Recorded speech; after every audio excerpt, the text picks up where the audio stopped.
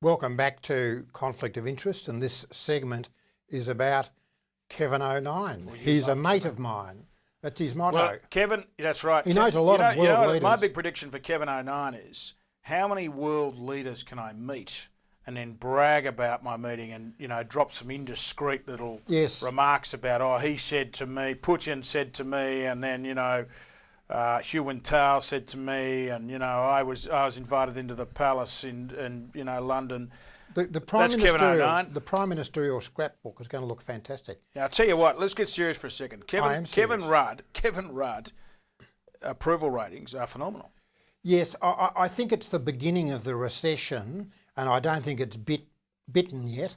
But he's getting, people are saying he's doing the right thing on managing the economy. He's got a hard job. Wait till we go into recession. Wait till jobs start being lost.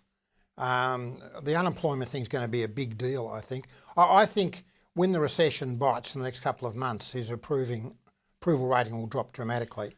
Okay, we mentioned Afghanistan earlier, an Australian commitment to Afghanistan. I thought Obama was saying we've got to put more troops in there. We had Richard Tanner on the program a couple of times this year from RMIT who talked about, Australia probably having to commit more troops to Afghanistan, but simply because it's a war that demands on-the-ground troops. Well, I don't think we've got the on-the-ground troops to make it much of a difference, have we? Well, I think, we've certainly in Afghanistan been more on the edge in terms of the action than we have in Iraq. We have special groups and that sort of thing, but we certainly haven't had the grunts on the ground. No. And if we do, well, that'll mean more deaths, and that'll be unacceptable to the public, and it'll make Kevin O'Nien Now, bad. Kevin O'Nien, I'll tell you one of the things that I think is going to be interesting in 2009 is, the Labor Party is going to lose government in probably New South Wales, I think Victoria. New South Wales goes to the polls next year. Does it? Yeah. I think next year. No, the year 210. I think it's 210. But it's got a Queensland election early in the new year. That's Kevin's home state. They might get over the line in Queensland.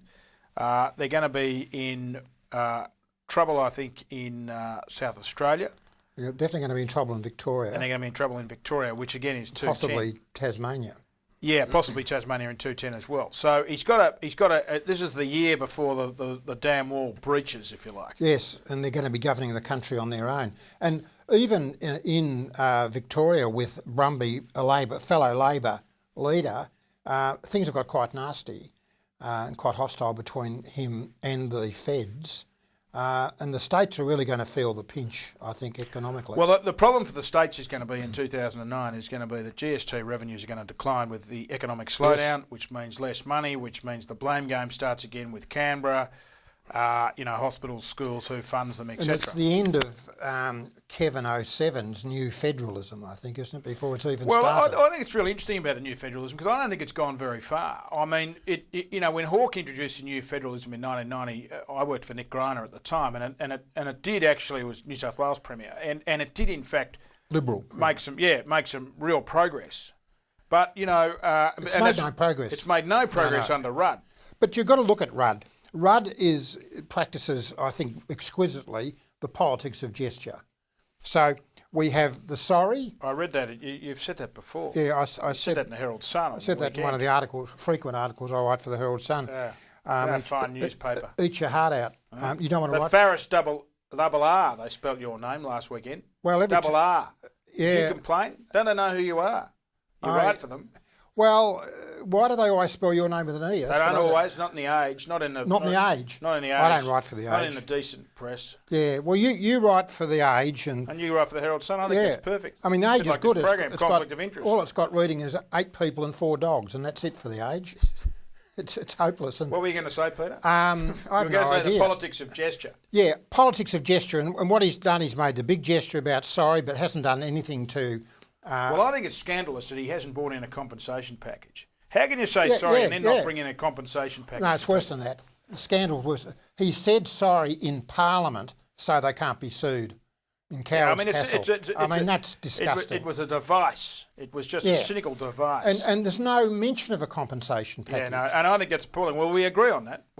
Oh, I think if we, as he's adopted the Bringing Them Home report, which found as a fact that Australia had committed genocide, and that was the basis of the sorry issue. So if that's what we've done, well, then we've got to compensate Aboriginals. Well, absolutely right. But you see no sign of that on the horizon. Oh, it's not going to happen. And it won't happen. So it's that gesture of saying we're sorry, we all hold hands, we cry, we all feel better, and then we move on. We've had the whales. We were going to prosecute Japan in one of the international courts. Oh, we're not going to do that anymore. Well, do you want to prosecute him? What about the President of Iran? We were going to prosecute him in the International Court of Justice, weren't we? That's gone. Oh, we're not going to do it anymore. But we are going to. What about the Southeast Asian? No, well, we are going to co-sponsor Union. a moratorium on the death penalty, which I think is a fantastic idea. You disapprove, but I think it's a fantastic idea. That was announced on the same day they shot the Bali bombers. Well, I thought it was cynical. I thought it was cynical, but at least the government's doing it. At least there is a shift. But it's only for white people, not for Asians. No, it's for everyone. It's a moratorium. Well, why didn't they speak out? Why didn't they speak out about the Bali bombers? I agree with you. Well, I agree with you. It's gesture. It's cynical gesture. Politics is often cynical. Politics is often cynical. Okay, that's not just Kevin 07. That was a cynical gesture. Kevin 09. What about the Southeast Asian Greater Co-Prosperity Sphere? Or well, I've sort of started to change my view on that. I think that might happen at some point. The Japanese did try to do that. No, I think that might happen at some point. I think that was actually a forward-thinking idea. I just don't think he prosecuted the idea very effectively. Well, that's dropped dead, hasn't it? Well, I thought that, but I think it might be back on the table. It might be back on the table in 09. The petrol thing, the petrol watch. Petrol watch. Well, your mates in the Senate voted but that down. But they were happy they lost that. That opportunist Xenophon. Labor. Xenophon's a good bloke.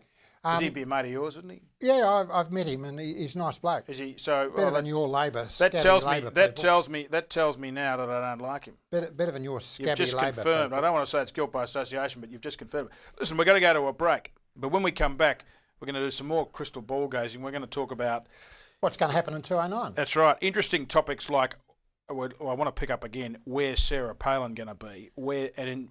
Can Peter Farris get Sarah Palin to do a speaking tour in Australia with him when we come back? You want that? It's done.